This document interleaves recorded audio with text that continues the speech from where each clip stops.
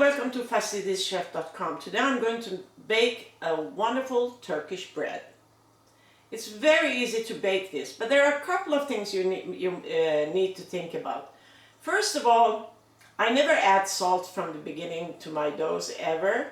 So I always wait a couple of minutes and knead the dough first before I add the salt, because actually the salt can be harmful for the yeast. So if you want the yeast to really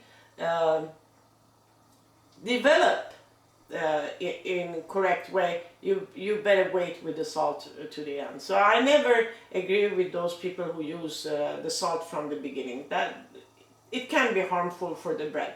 Anyway, and the other thing is that I use a pizza stone and I heat it up from the beginning.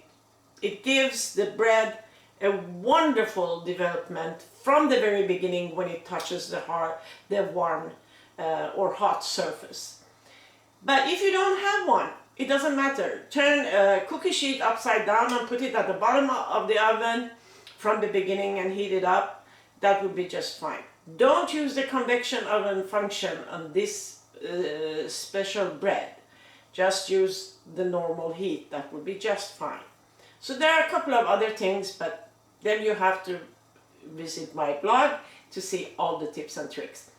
I really hope that you will like this recipe. If so, please do consider subscribing and don't forget to give your thumbs up. Let's get started. Well, here you can see what is needed, and as usual you can download that at my blog and you find the list below this video. And it's mise en place, which means that you measure and have everything ready before you get started. Start by putting your oven on 500 degrees Fahrenheit with a pizza stone or an upside down cookie sheet. Then in a bowl you mix the flour, the sugar and also the yeast and leave it for 10 minutes to rest. Then you put the bowl on the mixer stand and add the oil and also the 98.6 Fahrenheit water, and drive it slowly to start with until everything is mixed. Then you increase the speed to high for 3 minutes. And meanwhile that is going on, you can oil a large bowl and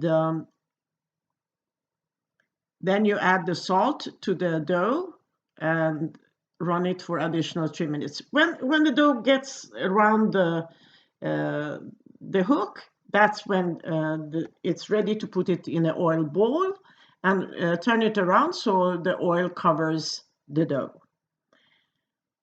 Cover it and let it rest for 45 minutes.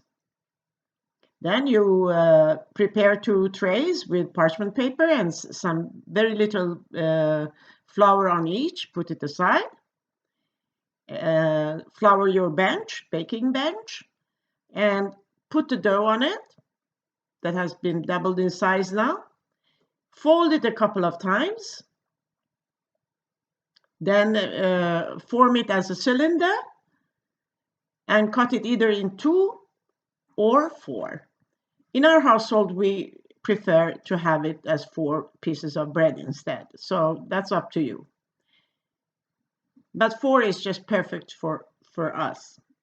Form each piece to a ball and set it aside.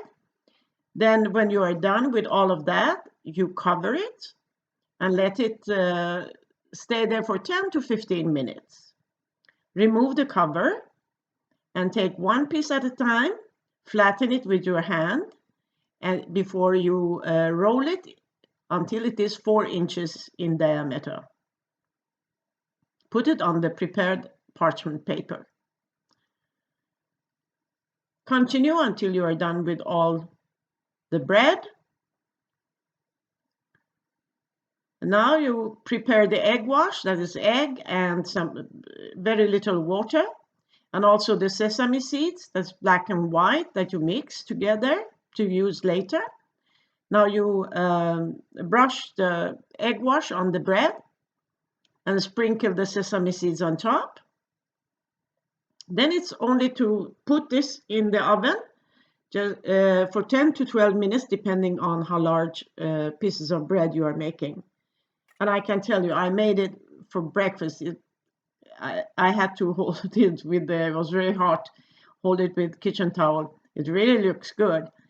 And I put some honey on it, or drizzle some honey on it, and then enlarge generously with crumbled feta cheese. I can tell you, I was in heaven eating this for breakfast.